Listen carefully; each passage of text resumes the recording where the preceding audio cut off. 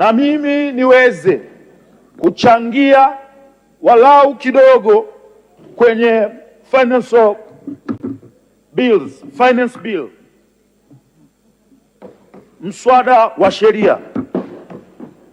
Mheshimiwa Mwenyekiti, kwanza kabisa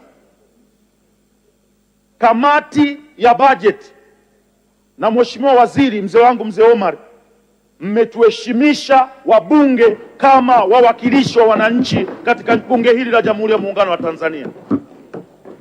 Tumetoa maoni na kuna muda tumetoa maoni kwa ukali, kwa sababu tulikuwa tunajua jambo hili lilikuwa linakwenda kugusa wananchi wetu, na sisi kama wawakilishi wa wananchi ni kazi yetu kukaa humu ndani kuzuia lolote ambalo litaenda kutuletea damage kwa wananchi wetu. Mheshimiwa Waziri, una ngozi ngumu na Mwenyezi Mungu akujalie uendelee hivyo hivyo. Tuliongea kwa ukali, umevumilia na baadaye umeenda kufanya maamuzi ambayo yanaenda kuwapa furaha wananchi wetu moja kwa moja. Lakini Mheshimiwa Mwenyekiti, nimpongeze Dr. Samia Suluhu Hassan.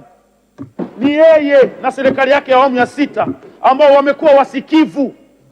Ukisema serikali sikivu ni pale tunaposema wasikie, na kama tumesema wamesikia, sisi tunakuwa mashahidi kwamba serikali hii ya Dr. Samia Suluhu Hassan ni sikivu. Ukiangalia katika mswada huu wa sheria ya ushuru wa bidhaa, sura namba 147 ukurasa wa 18 mpaka wa 20, angalieni katika maoni ya kamati, kuna swala ambalo linahusiana na bodaboda. Wote tulisimama hapa kwa pamoja baada ya wataalamu wetu kutuletea maoni ambayo walitaka tuyapitishe yaende yakawe sheria ya kuongeza tozo kwa bodaboda. Wabunge wengi walitoa maoni yao na mimi nilisimama nikatoa maoni yangu hapa, na leo tumepata maoni ya kamati yakionyesha kwamba yanaenda kuondoa hiyo kodi ambayo tuliipinga kuhusiana na bodaboda na yanaenda kupeleka furaha kwa bodaboda.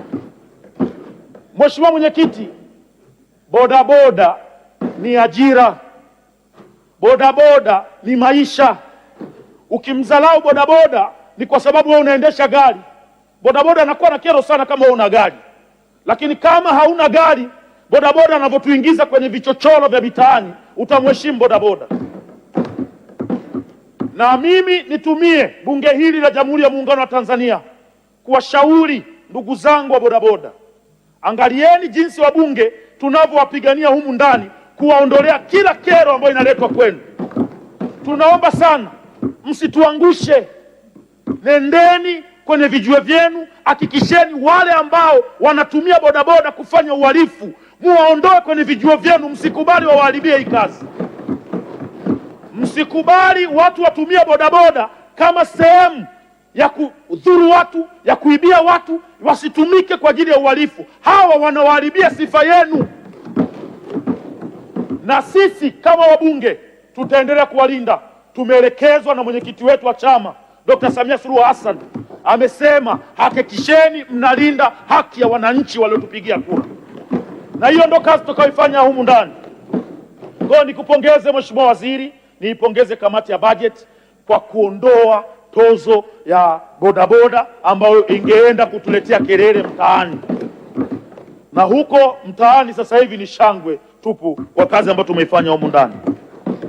Lakini la pili, kwenye biashara, nimeona kwenye sheria ya fedha serikali za mitaa sura namba 290 ukurasa wa 12 mpaka wa 13, kwenye maoni haya ya kamati ya bajeti imezungumzia namna ya kuongeza 5% kwenye zile 10% ambazo zilikuwa zinatumika katika halmashauri, 4% za kukopesha vijana, 4% za kukopesha wakina mama au wanawake, 2% ilikuwa ni kwa ajili ya walemavu, lakini tumeongezewa 5% kwa ajili ya kuboresha miundombinu ya biashara. Mheshimiwa Mwenyekiti, mimi ukija kwenye jimbo la Kigoma mjini, hii pesa inaenda kunisababisha nikae bungeni hata miaka 40. Na kuhakikishia na nitawaambia hapo wabunge ni nini kinaenda kufanyika. Katika jimbo la Kigoma mjini Tuna masoko mengi sana ya jioni. Tuna soko la Mwanga linaitwa Mwanga Night Market maarufu kama soko Marungu. Tuna soko la Ujiji linaitwa kwa Noti, ni soko la jioni pia. Tuna soko la Gungu, ni soko la jioni pia. Tuna soko la Kakidagala ambalo liko kata ya Buhanda. Tuna soko la jioni Bangwe. Haya masoko halmashauri inaenda kutoza ushuru kwenye haya masoko, lakini yana hali mbaya sana. Mengine hayana vyoo, mengine hayana taa. Wananchi wanatumia vibatari kumulika biashara zao. Kutumia hii 5%, tunaenda kubanana koo na mkurugenzi kuhakikisha tunaenda kuwafungia taa wakina mama wafanye biashara zao usiku huku wakiziona biashara zao vizuri. Kwa hiyo kwa kazi hii naenda kuifanya, na ninaomba sana waheshimiwa madiwani huko mlipo, sisi tumepambana huku, pesa inaletwa kwenye halmashauri, muweze kusimamia kwenye halmashauri. Tunawaomba sana mtusaidie, makusanyo yapatikane kwa nguvu. Msikubali janja yoyote ya wakurugenzi. Tuwabane wakurugenzi, pesa ipatikane, hii 5% iende kaboreshe maeneo ambao wafanya biashara yetu wanafanya biashara. Ukienda soko la Gungu pale Kigoma mjini, mvua ikinyesha, maji yanapita katikati ya soko. Kwa hela hizi za 5% inatosha kabisa kuzungushia mtaro wa soko ili maji yapate njia ya kupita na asipite katikati ya soko. Na ndio maana nikawaambia kwa namna nitakavyoenda kuzisimamia hizi pesa, na uhakika 100% zitanipa nguvu kubwa huko tunapokwenda. Lingine hapa ndani nimeona limezunguziwa swala la kamari. Kamari. Kwenye nchi yetu ya Tanzania, kamari sio kosa kisheria. Kamari hizi ambazo zimesajiliwa kubeti, lakini kamari za mtaani nje ndani mtakamatwa vijana. Sasa mapendekezo ya mwanzo yalikuwa mtu akienda kubeti kama na 100,000 akatwe kwenye lile dau lake kabla hata hajala hajapata chochote. Lakini taarifa sasa Keisha, kila nikiongea unatoa taarifa mama, au unatakaga uonekane kwenye hizi video zangu? Mheshimiwa Chipando, kuna taarifa kutoka kwa Mheshimiwa Keisha.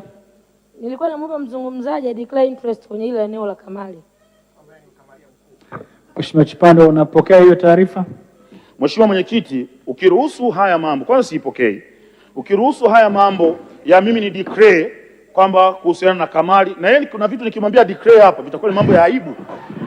Ana mambo ya aibu. Nikimwambia declare hapa itakuwa ni vita hii. Kwa hiyo all in all, mimi najua ni rafiki yangu ananitania. Mheshimiwa Chipando, muda umeisha, lakini malizia, ulikuwa hujamaliza ile sentence. Yes. Watu wanaobeti, Mheshimiwa Mwenyekiti, nadhani wabunge wengi hapa hawana elimu ya kubeti. Mimi nimebeti sana. Wala kama alikuwa nataka hiyo kwa nimwambie, nimebeti sana, najua.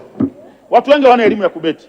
Kwenye betting, Mwenyekiti, mpaka sasa hivi mtu akila mkeka anakatwa hela. Akipata, kwa mfano ameweka 10,000, akipata 200,000 anakatwa karibia kama 24,000 hivi kama sikosei. Anakatwa. Kuna mkeka wangu kabla sijawa mbunge nilipata kama milioni 100 na kitu. Hela taarifa Mheshimiwa. Mheshimiwa anamalizia mchango wake. Kwa hiyo haya mapendekezo ya kamati ya kuondoa yale makato kwenye mtu anapobeti na kuyapeleka pale ambapo mkeka wake utakuwa umetiki kwenye ile faida anayoichukua agawane na serikali, mimi naipitisha 100%. Mmefanya maamuzi sahihi. Asante. Na hapa niwaambie vijana wetu, kamari sio mchezo mzuri sana, lakini kwa sababu wanapata pesa kihalali, hawamkabi mtu, na sheria za nchi yetu inaruhusu watu waendelee kubeti. Tunaomba mnapotandika mikeka, tandikeni kwa uzuri, ili mnapopata faida na serikali iokote humo. Mheshimiwa Chipando, basi kwa kusema haya, Mheshimiwa Mwenyekiti, nawapongeza sana kamati ya budget, nampongeza sana Mheshimiwa Waziri Mzee Omari, nampongeza sana Dr. Samia Suluhu Hassan kwa kutupa furaha. Mimi kama mfalme wa bodaboda hivi naamini 100% naenda kukanyaga Kigoma mjini pale tarehe 27. Ni mapokezi makubwa ya bodaboda kwa hichi ambacho kimefanywa na serikali ya awamu ya 6. Asante sana Mheshimiwa. Naunga mkono hoja kwa 100%. Asante sana.